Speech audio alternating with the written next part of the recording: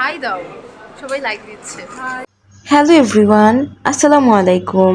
আশা করি তোমরা সবাই খুব ভালো আছো। আমিও আলহামদুলিল্লাহ ভালো আছি।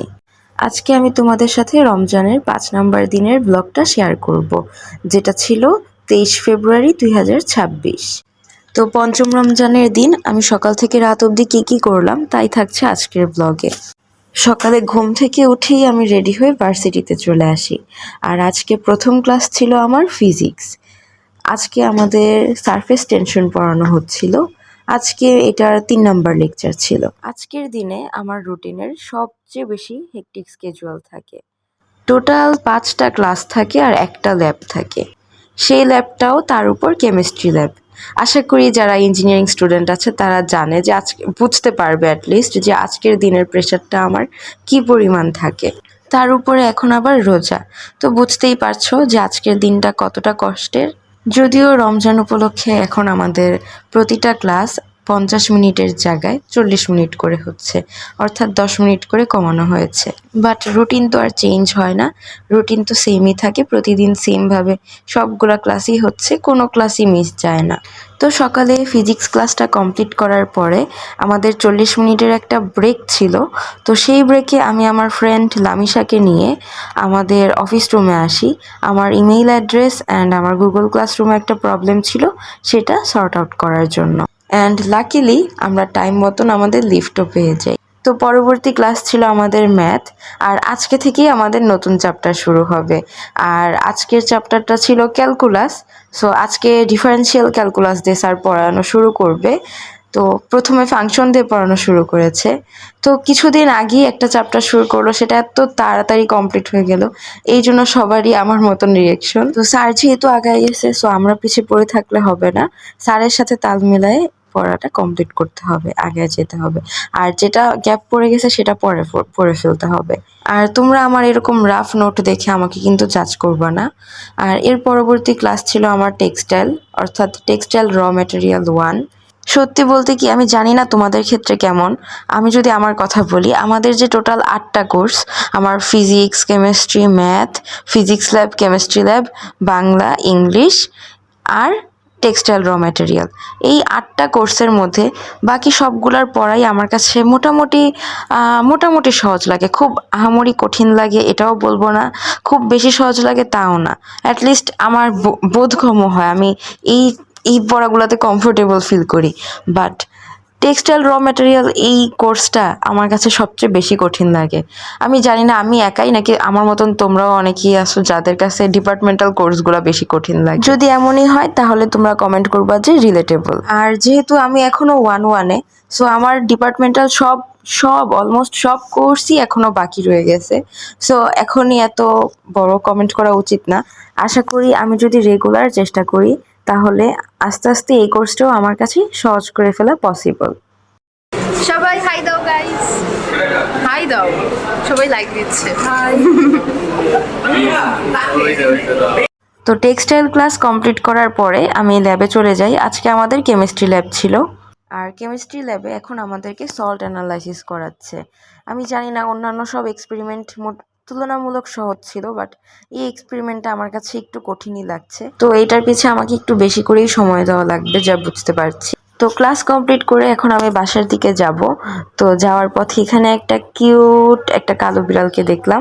এই বিড়ালটা কালো হইলেও ওকে দেখতে খুব কিউট লাগতেছিল। আর একটু দেখো খেয়াল করে, এই বিড়ালটা কত সুন্দর করে আদর নিচ্ছিল, আমার ফ্রেন্ড ওকে আদর করছিল।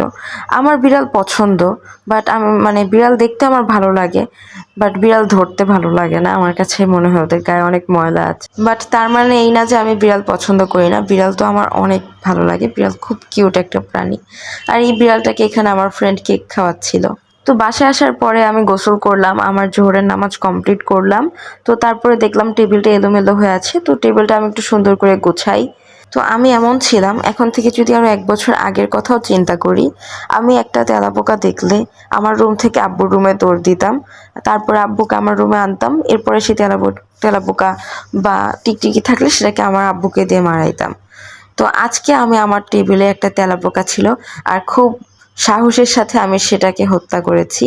তো এরপর আমার নিজের কাছে নিজেকে খুব নোংরা মনে হচ্ছিল, যদিও আমি গোসল থেকে আসছি, নামাজও কমপ্লিট করছি, বাট আমার নিজের কাছে নিজেকে খুব নোংরা লাগতেছিল।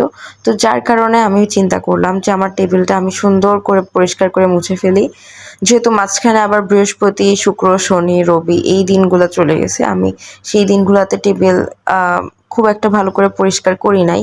তো সেই জন্য আমি এই উদ্যোগ নিলাম। আমি এই দুপুরবেলা, আমি তখন রোজা, আমি টায়ার্ড, বাট আমার টেবিলটা মনে হলো যে গুছানো উচিত। তো আমি একটা ভিজা গেঞ্জি কাপড়কে রিন লিকুইড দিয়ে ওয়াশ করলাম, আর তারপরে সেটা দিয়ে আমার পুরা টেবিলটা প্রায় 3বারের মতন করে আমি মুছলাম। অ্যান্ড আমার প্রতিটা জিনিসও আমি সেই ভিজা কাপড়টা দিয়ে মুছে নিলাম, যেন সেগুলোতেও কোনো জার্মস না থাকে। তোমরা জাস্ট ভিডিওতে একটা স্মুথ ভিডিও ক্লিপ দেখো, বাট এটার পিছে আসলে এফোর্টটা অনেক বেশি থাকে। এই যে দেখো, এই যে সব কিছু গোছানো, আজকে এখন আমি তোমাদের সাথে খুব অ্যাস্থেটিকভাবে খুব সুন্দর একটা ভিডিও ক্লিপ শেয়ার করতে পারতাম আমার টেবিলটা গুছানোর পরে, বাট তোমরা সেটা রিলেট করতে পারতা না, যেটা অ্যাস্থেটিক হইতো বাট রিয়েলিস্টিক হইতো না। তো আমি রিয়েলিস্টিক করার জন্য আমার সাথে যেটা রিয়েল লাইফে যা যা হয় সেগুলাই তোমাদের সাথে আমার ব্লগে শেয়ার করি। আর এই যে দেখো, এগুলা সব ভিডিও রেকর্ড করা, তারপর সেগুলা এডিট করা, তারপর সেখানে ভয়েস ওভার দেওয়া, তারপরে সেগুলো আপলোড করা, এগুলা কিন্তু এতটা সহজ না, বা এত সহজে হয় না। এগুলোর পিছনে অনেকটা টাইম দেওয়া লাগে। আর এগুলা করার জন্য তো আমি বাধ্য না। কেন করি? কারণ আমার করতে ভালো লাগে, প্লাস তোমাদের কমেন্টগুলো ভালো লাগে। স্পেশালি আমার ইউটিউব চ্যানেলের কমেন্টগুলো আমার অনেক ভালো লাগে। তাই আমি তোমাদেরকে বলি, তোমাদের কাছে যদি আমার ভিডিওগুলো ভালো লাগে, আমার লাইফস্টাইল ভালো লাগে, আমাকে ভালো লাগে, তাহলে আমার চ্যানেলটা সাবস্ক্রাইব করে দিবা।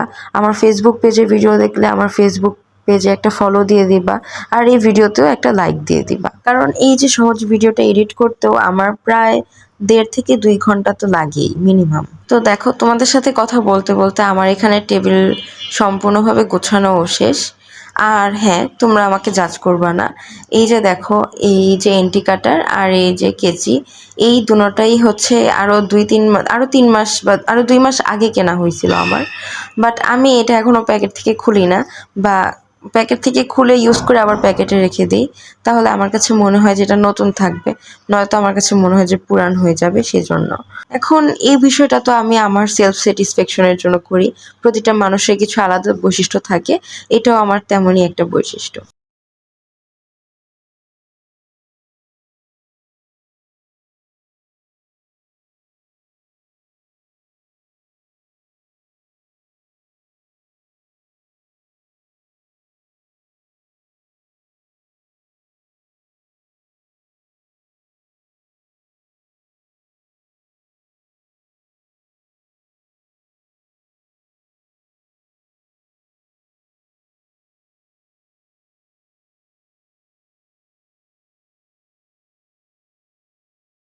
আর তোমরা আমাকে একটু কমেন্ট করে বলবা যে আমার রুম গোছানোটা তোমাদের কাছে পছন্দ হয়েছে কিনা। তো এরপরে আমি আমার আসরের নামাজ কমপ্লিট করি। আর আসরের নামাজের পরে আমার মনে হলো যে আমার ওয়ার্ড্রোবটা একটু গোছানো উচিত। তাই আমি আমার ওয়ার্ড্রোবের সব জামা কাপড় গোছাই নতুন করে। আমার ভিডিওর অনেক কমন একটা কোয়েশ্চেন হচ্ছে, আমি কেন ইস্ট ওয়েস্টের ত্রিপলি ছেড়ে আমি কেন অস্টে চলে আসছি। এখন দেখো, এটা আমার একান্তই পার্সোনাল একটা ম্যাটার। হ্যাঁ, তোমরা আমার কাছে জানতে চাইতেই পারো, যেহেতু তোমরা আমার লাইফস্টাইলগুলো দেখো। তো সেটা নিয়ে আমি আমার ভিডিও আমার চ্যানেলে আপলোড করেছি, তোমরা সেটা দেখতে পারো। আমি অনেকগুলো কমেন্টের রিপ্লাই দিয়েছি, তোমরা সেটা দেখতে পারো।